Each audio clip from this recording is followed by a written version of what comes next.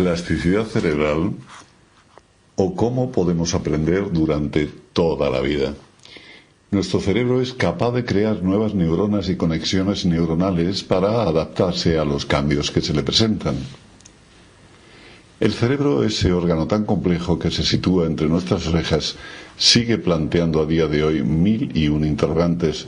Funciona las 24 horas del día, los 365 días del año sin descanso.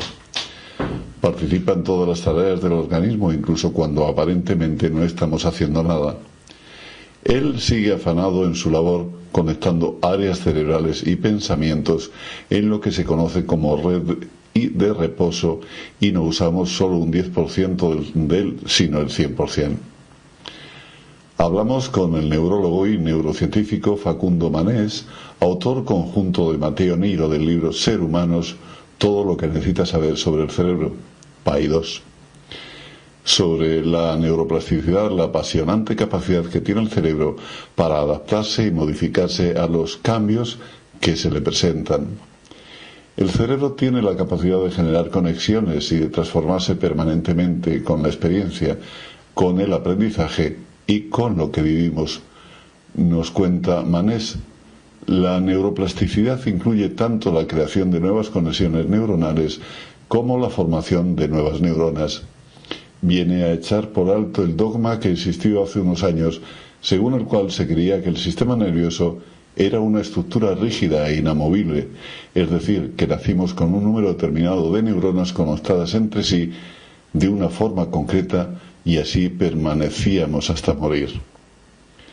El cerebro es tan plástico y se adapta tan maravillosamente bien al cambio que puede modificarse hasta el mismo día de nuestra muerte.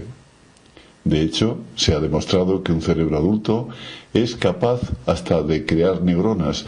Para ilustrar este fenómeno, Manés nos cuenta el experimento que realizó el investigador Fernando Nottebohm con canarios. Lo que hizo Nottebohm fue lesionar el área cerebral destinada al canto, y lo que sucedió fue que al año las aves volvían a cantar.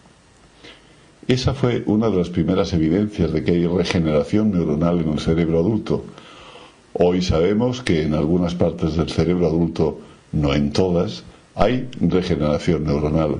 Y no solo se generan nuevas poblaciones de neuronas, sino que estas nuevas neuronas tienen la capacidad de integrarse con éxito a circuitos ya existentes y ser funcionales, o lo que es lo mismo, copian el comportamiento de las neuronas vecinas y pasan a actuar como ellas. ¿Y qué pasa si no usamos ciertas conexiones neuronales? ¿Las perdemos? Claramente hay circuitos que, si no son usados, tienen menos vitalidad que los que usamos más, o más frecuentemente. Y los que subyacen en las funciones que usamos más frecuentemente, nos explica el neurólogo. Y nos pone el ejemplo de la memoria.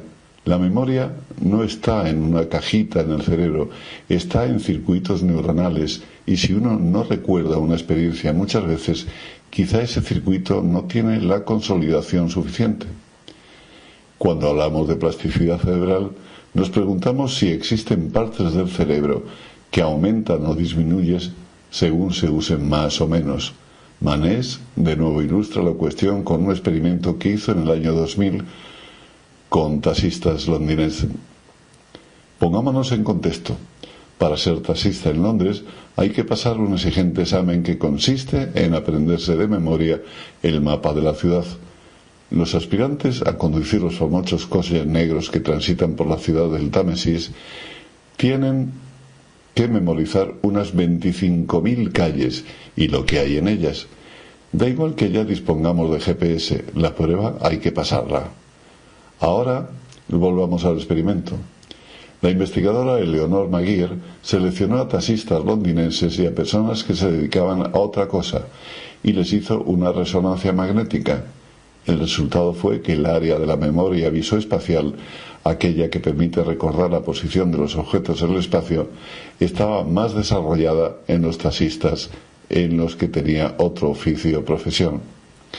Esto no significa que ese área se ponga más grande en términos macroscópicos, Si uno analiza el cerebro en detalle, lo que ocurre es que hay mayor extensión de circuitos neuronales. La plasticidad del cerebro puede llegar a límites insospechados y para muestra lo que viene a continuación. Si uno tiene una lesión, por ejemplo, en el lado izquierdo que tiene que ver con el lenguaje, producido por un accidente cerebrovascular o un traumatismo del cráneo, la evidencia de que otras áreas del cerebro pueden compensar esa función de ese área que está lesionada nos explica Manés. El envejecimiento y el cerebro. Yo no veo el envejecimiento necesariamente como algo negativo.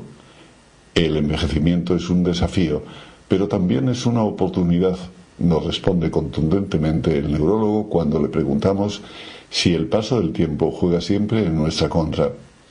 Por lo general, entre los 50 y 60 años es cuando las personas notamos cambios cognitivos.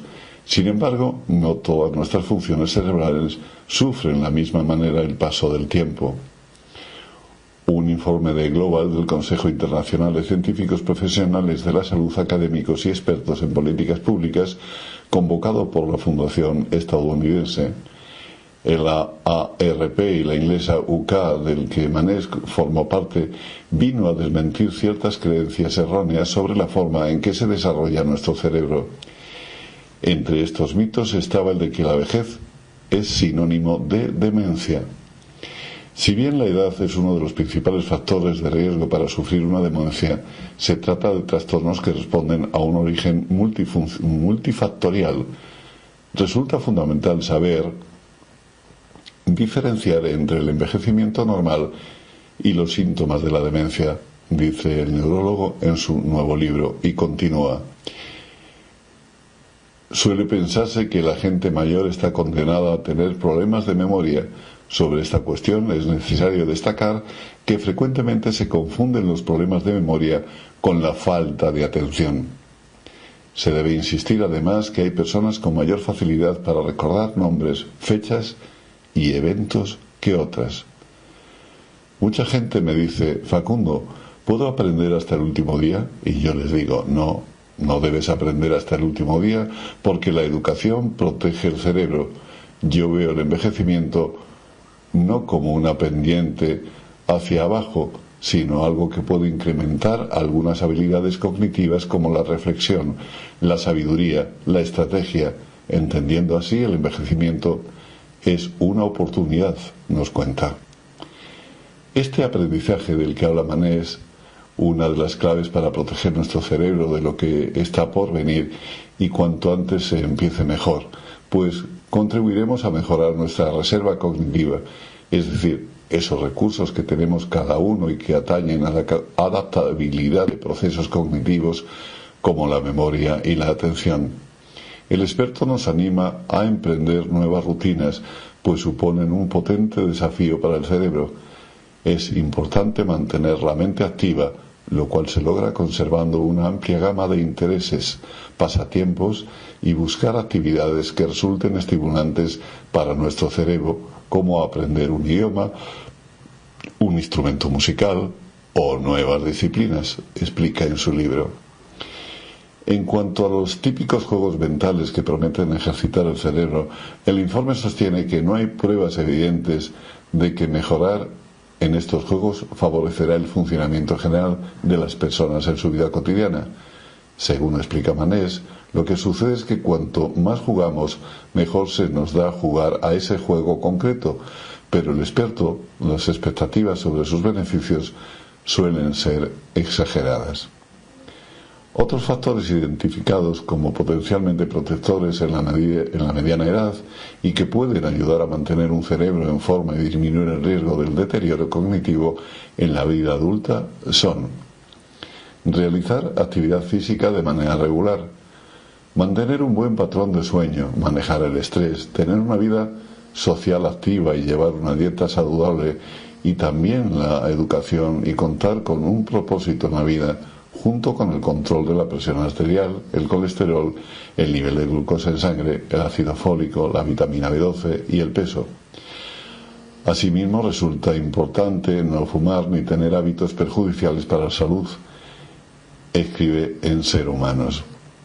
La receta para tener un cerebro lo más en forma posible ya la tenemos. En nuestras manos está ponerla en práctica.